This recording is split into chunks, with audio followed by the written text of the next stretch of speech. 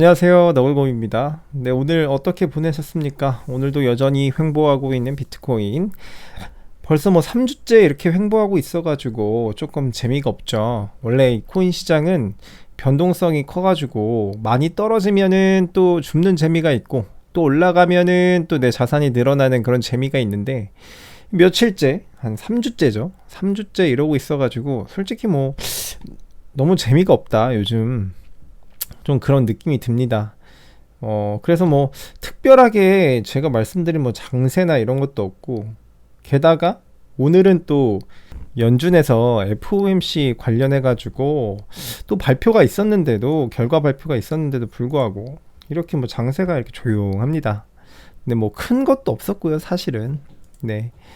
그래서 오늘 뭐 딱히 설명드릴 만한 특별한 장세가 안 보이고, 김치 프리미엄 어제보다 약간 상승했네요. 3.3%. 그리고 비트코인 도미넌스는 46.2%네요. 네, 어제보다 1%포인트 내려갔습니다. 올라가 줘야 되는데 그러고 있고, 그 다음에 비트코인 선물이 롱 포지션이 60%로 좀 상승을 했네요. 네, 그래서 그런 상태입니다. 네, 그래서 뉴스로 바로 들어가겠습니다. 뉴스, 첫 번째 뉴스부터 말씀드리기 전에 구독과 좋아요 부탁드리고요. 네, 첫 번째 뉴스, 비트맥스 트레이더 2020년 4월 이후 가장 큰 비트코인 숏이다. 네, 그랬더니 이제 센티멘트에서 좋은 징조다라고 이야기를 하고 있습니다.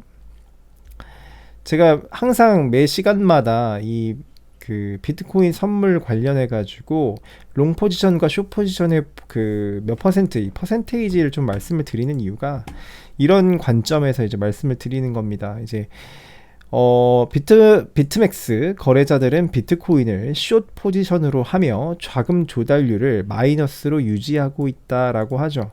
그러니까 지금 숏 포지션이 몇 년 만에, 그러니까 1년 만에 작년 4월 이후로 가장 숏 포지션이 많다라고 하는 겁니다. 그런데 이게 왜 좋은 신호냐라고 하는데, 보면은 센티멘트와 블록체인 베이커 둘 모두 비트코인이 지난해 대규모 숏 이후, 그러니까 4월 이후에요. 4월 이후에 6만 5천 달러 선을 향해 치닫기 시작했다라고 전했습니다. 그러니까 숏 포지션이 많아지면은 어떻게 되는 거예요?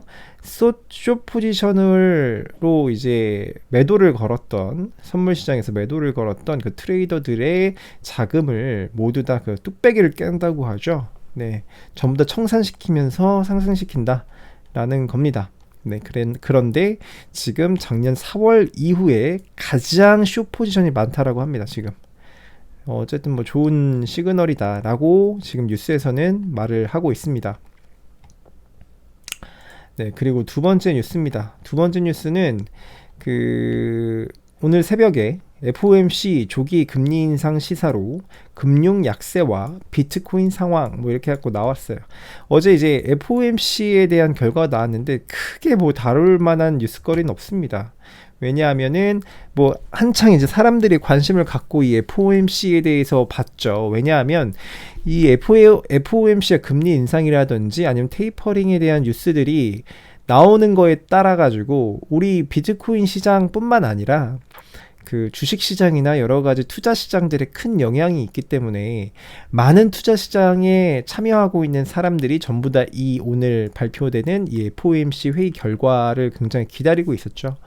그런데 큰 뉴스가 없었습니다. 제로 금리, 아직 금리는 올리지 않고 유지한다라는 방향이고, 그 다음에 금리 인상 시기가 애초 예상보다 앞당겨질 것이다라고 전망을 했습니다.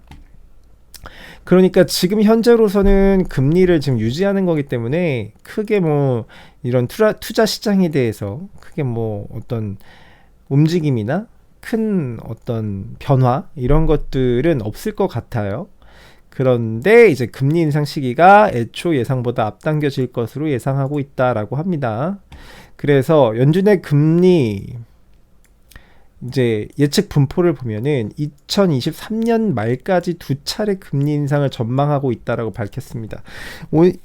지금이 2021년이니까 그러니까 앞으로 2년 동안 두 번의 금리 인상을 할 수 있다라고 이야기를 하고 있는 겁니다.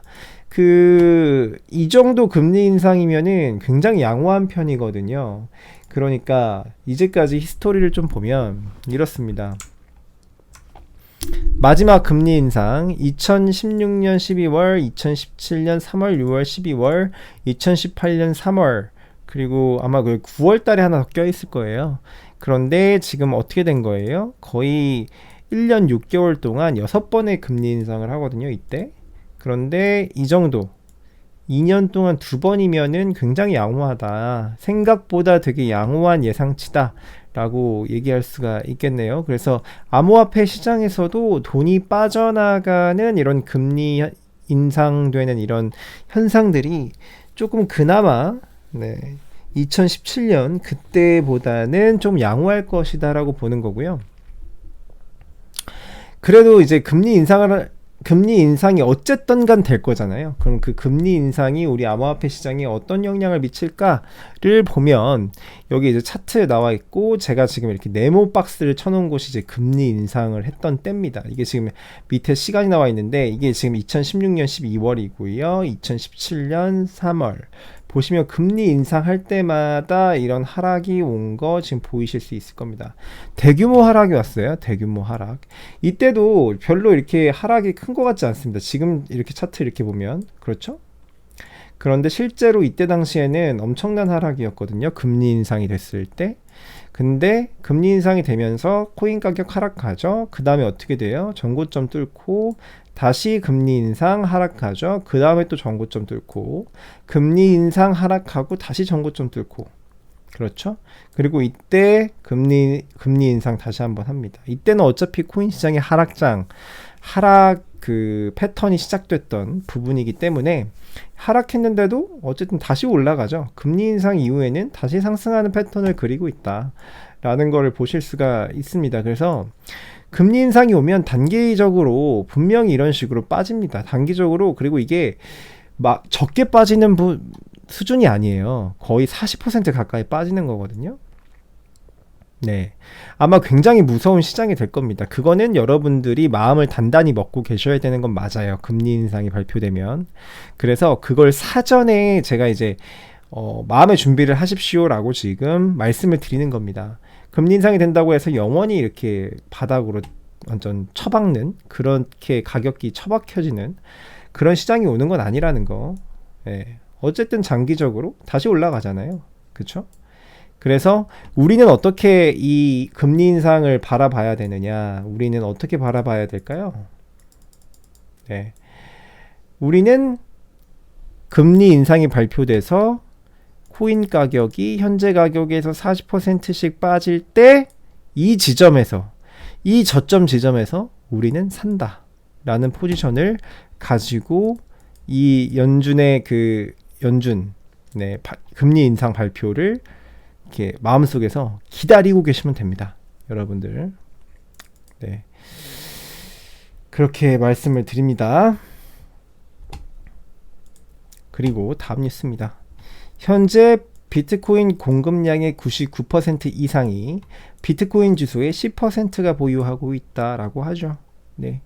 그래서 이걸 보면은 사람들이 어떤 생각을 하냐 하면, 야, 그러면 공급량이 99%를 이 전체 10%가 다 보유하고 있으면 얘네들이 코인 시장에 비트코인 다 매도해버리고 나가면은 코인 시장 끝 아니야? 이게 어떻게 탈중앙화라고 할 수 있어? 이건 그냥 중앙화 아니야? 이렇게 얘기했을 수도 있는데, 딱 뉴스만 보면 그래요. 뉴스만 보면, 내용만 보면 그런데 여러분들 그걸 아셔야 됩니다. 보시면 이렇게 나와 있죠. 가장 부유한 10%의 비트코인 주소가 비트코인 전체의 99%를 차지한다라고 하는데, 실제로는 이 코인 주소가 뭐예요? 거래소가 가지고 있는 지갑이에요. 거래소가 가지고 있는 지갑은 뭡니까? 이 거래소에다가 비트코인을 맡겨놓은 코인들을 전부 다 카운팅한 거예요. 네. 그래서 실제로 이 뉴스가 크게 의미가 없다라는 거 말씀드리고, 그 다음에 두 번째로는 보세요. 금과 비트코인의 차이는 뭔가요? 금은 계속해서 채굴을 할 수 있어요. 그러니까 새로 금광이 발견되면은 또 가서 이렇게 마이닝을 하면 되죠. 채굴을 하면 되죠. 근데 비트코인은 그냥 최대 그 채굴할 수 있는 양이 정해져 있어요. 더 이상 채굴이 되지 않습니다. 그런데다가 어떤 일이 발생합니까? 소유주들이 비밀번호를 잃어버리는 상황이 옵니다. 옛날에 어떤 일이 있었냐면 이 컴퓨터에다가 비트코인을 저장해 놓고 그 한창 비트코인이 가치 없을 때, 지금처럼 비싸지 않을 때 자기도 그냥 별 생각 안 하고 그 컴퓨터를 그냥 버리는 그런 일도 많았고요. 그리고 내가 소유하고 있는 콜드 월렛에다 넣어놨는데 그 콜드 월렛의 비밀번호를 잊어버렸거나, 혹은 얼마 전엔 또 그런 일도 있었죠. 거래소의 대표가, 암호화폐 거래소의 대표가 그 거래소 재산인 비트코인을 콜드 월렛에다 저장을 해놓고 그 콜드 월렛의 비밀번호를 본인만 알고 있었는데 그 거래소 대표가 갑자기 사망하는 그런 사건이 발생합니다. 그러면서 그럼 그 콜드 월렛에 들어있는 암호화폐는 다 어떻게 됩니까? 그냥 다 휴지 조각 돼서 날아가 버리는 거예요. 그럼 그게 어떤 증상이 와요? 코인이 더 희소해지는 그런 현상이 오겠죠. 그러면은 결국에 코인은 점점 희소성을 가질 수밖에 없다. 그러면서 우리가 가지는 암호화폐의 가치는 점차적으로 높아질 수밖에 없다 라고 말씀을 드립니다. 자, 미국 SEC에서 바네크 비트코인 ETF 승인 여부를 연기했습니다. 얼마 전에 그 미국 SEC에서 비트코인 ETF 또 다른 이제 회사에서 신청한 비트코인 ETF를 또 연기를 했죠. 결정 연기를. 그건 이제 12월 17일까지인가요? 아마 그때까지 연기가 됐을 거고, 지금 바네크 ETF는 11월 10일까지 연기를 하고 있습니다. 제가 그래서 말씀드렸었죠. 이 시기가 비트코인의 찐 하락장의 시작일 수도 있다. 이때 만약에 ETF에 대한 승인 거부를 하게 되면 이때부터 하락 패턴이 또 그려질 수도 있다라는 거를 말씀을 드렸습니다. 항상 참고해서 투자하시기를 바랍니다. 네, 그래서 오늘 준비된 뉴스 다 말씀을 드렸고, 오늘 영상은 크게 시황 관련된 게 너무 루즈하고 없었기 때문에 뭐 간단하게 영상은 끝내겠습니다. 네, 여러분 오늘도 영상 시청해 주셔서 대단히 감사드리고, 지난 영상에서 말씀드렸던 것처럼 제 메일 주소로 어떤 질문사항이나 그런 부분들을 보내주시면 제가 토요일 영상 때 그거에 대한 답변하는 시간을 갖도록 하겠습니다. 네, 여러분들 시청해 주셔서 대단히 감사드리고요. 구독과 좋아요 부탁드립니다. 네, 고맙습니다.